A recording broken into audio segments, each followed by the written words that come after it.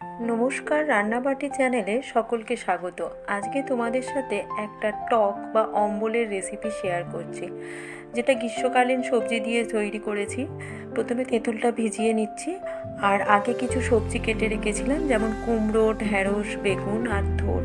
তেঁতুলটা আমি এখানে গরম জল দিয়ে একটু ভিজিয়ে রাখলাম।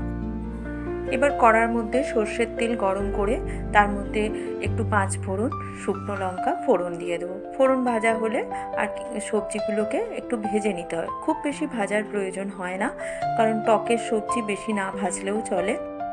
এরকম সহজ সহজ চটজলদি রেসিপি দেখতে হলে রান্নাবাটি চ্যানেলটি অবশ্যই সাবস্ক্রাইব করো, আর লাইক, কমেন্ট, শেয়ার করতে ভুলো না।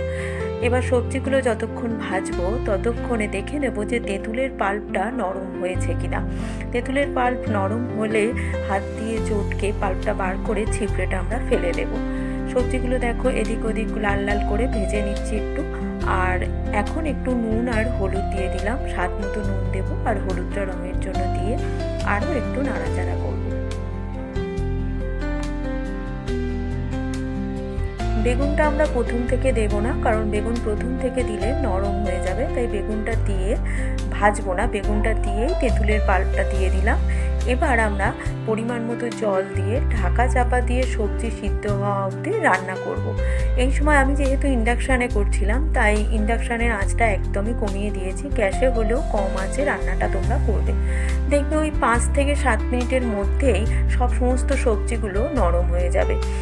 আর সবজি নরম হওয়ার পর পরিমাণ মতো মিষ্টি দিয়ে দেবে। আমি এখানে হাফ কাপ পরিমাণ চিনি দিয়ে দিলাম। যেরকম তেঁতুলের পাল্প দেবে সেই অনুযায়ী মিষ্টি দিতে লাগবে। তোমরা যদি কেউ টক খেতে পছন্দ করো সেক্ষেত্রে চিনিটা একটু কম দেবে, আর যদি মিষ্টি মিষ্টি পছন্দ করো তাহলে চিনিটা একটু বেশি দেবে। গ্রীষ্মকালে এই রকম সবজি দিয়ে অম্বল করলে খেতে বেশ ভালো লাগে। এতে একটু চিংড়ি মাছ বা বড়ি ভেজেও দেওয়া যায়, সেক্ষেত্রে টেস্ট আরও বাড়ে। আমি এখানে নিরামিষভাবেই করলাম। বড়ি আমাদের বাড়িতে কেউ পছন্দ করে না, তাই আর দিলাম না। কেমন লাগলো অবশ্যই জানিও। টাটা।